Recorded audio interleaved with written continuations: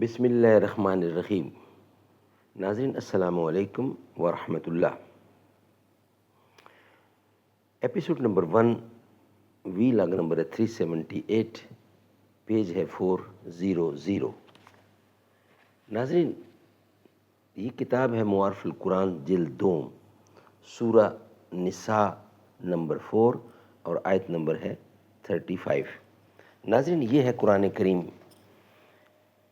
کا ترجمہ، تشریح، تفسیر اور تلاوت کلام پاک جو روزانہ کی بنیاد پر ہم آپ تک پہنچاتے ہیں۔ ناظرین، اس کتاب کا ٹائٹل ہے معارف القرآن جلد نمبر 2، سورۃ آل عمران سے لے کر سورۃ النساء تک، پارہ نمبر 3 کا رکوع نمبر 9 سے لے کر پارہ نمبر 6 کا رکوع نمبر 4۔ رائٹر ہیں اس کتاب کے حضرت مولانا مفتی محمد شفیع صاحب عثمانی رحمۃ اللہ علیہ، مفتی اعظم پاکستان۔ نحمده ونصلي على رسوله الكريم، بسم الله الرحمن الرحيم۔ قال النبي صلى الله عليه وسلم: خيركم من تعلم القرآن وعلمه۔ بہترین لوگ وہ ہیں جو خود بھی قرآن پڑھیں، دوسروں کو پڑھائیں، سکھائیں اور لکھائیں۔ ستارہ کیا میری تقدیر کی خبر دے گا؟ وہ خود فراخی افلاک میں ہے خار و زبوں۔ زمانہ عقل کو سمجھا ہوا ہے مشعل راہ، کسے خبر کے جنوں بھی ہے صاحب ادراک۔ خودی وہ بحر ہے جس کا کوئی کنارہ نہیں، تو آب جو اسے سمجھا اگر تو چارہ نہیں۔ من کی دولت ہاتھ آتی ہے تو پھر جاتی نہیں، تن کی دولت چھاؤں ہے، آتا ہے دھن جاتا ہے دھن۔ محبت کے لیے دل ڈھونڈ کوئی ٹوٹنے والا، یہ وہ میں ہے جسے رکھتے ہیں نازک آبگینوں میں۔ میرے عرب کو آئی ٹھنڈی ہوا جہاں سے، میرا وطن وہی ہے، میرا وطن وہی ہے۔ وہ حرف راز کہ مجھ کو سکھا گیا ہے جنوں، خدا مجھے نفس جبریل دے تو کہوں۔ جنت کی زندگی ہے جس کی فضا نہیں جینا، میرا وطن وہی ہے، میرا وطن وہی ہے۔ ناظرین، ہیڈنگ چل رہا ہے سالے بیوی۔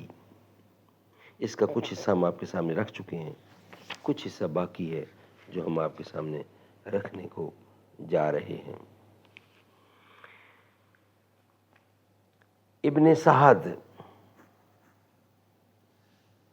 اور بہقی نے حضرت صدیق اکبر رضی اللہ عنہ کی صاحبزادی سے یہ روایت نقل کی ہے کہ پہلے مردوں کو مطلقاً عورتوں کو مارنے سے منع کر دیا گیا تھا، مگر پھر عورتیں شیر ہو گئیں تو یہ اجازت مقرر دی گئی۔ آیت مذکورہ کا تعلق بھی اسی قسم کے ایک واقعہ سے ہے۔ اس کا شان نزول یہ ہے کہ زید بن ابی زہیر نے اپنی لڑکی حبیبہ کا نکاح حضرت سعد بن ربیع سے کر دیا تھا۔ ان کے آپس میں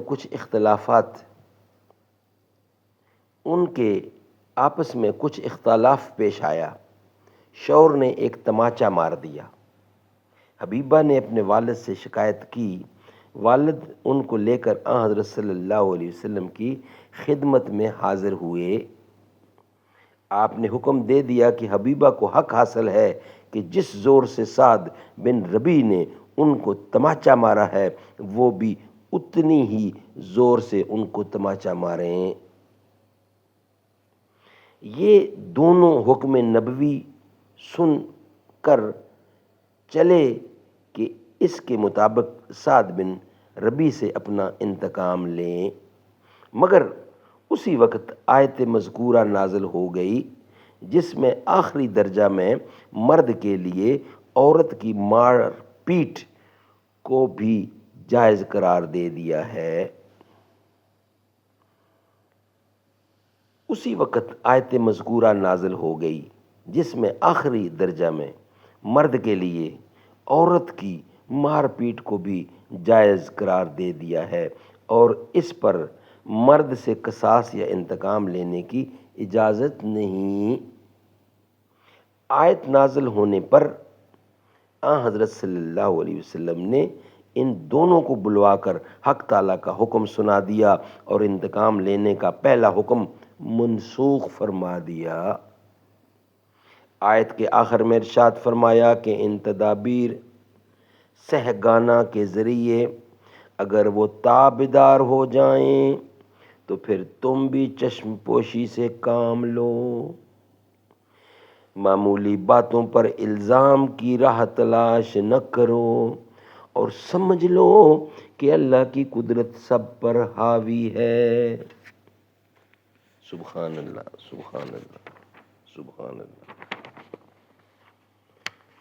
ناظرین، خلاصہ مضمون آیت سے بنیادی اصول کی حیثیت سے جو بات سامنے آتی ہے وہ یہ ہے کہ اگرچہ پچھلی آیت کے ارشادات کے مطابق مردوں اور عورتوں کے حقوق باہم متماثل ہیں، بلکہ عورتوں کے حقوق کی ادائیگی کا اس وجہ سے زیادہ اہتمام کیا گیا ہے کہ وہ بنسبت مرد کے ضعیف ہیں، اپنے حقوق اپنی قوت بازو کے ذریعے مرد سے حاصل نہیں کر سکتی، لیکن اس مساوات کے یہ معنی نہیں کہ عورت و مرد میں کوئی تفاضل یا درجے کا کوئی فرق ہی نہ ہو، بلکہ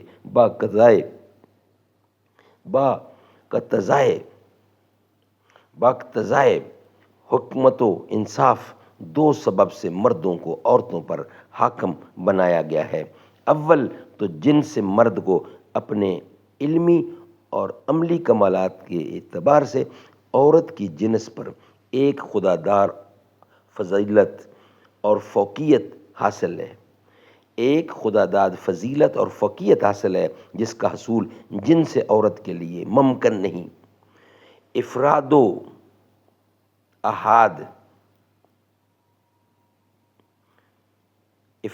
احاد اور اتفاقی واقعات کا معاملہ الگ ہے۔ دوسرا یہ کہ عورتوں کی تمام ضروریات کا تکفل مرد اپنی کمائی اور اپنے مال سے کرتے ہیں۔ پہلا سبب وہ بھی غیر اختیاری ہے اور دوسرا کسبی اختیاری ہے۔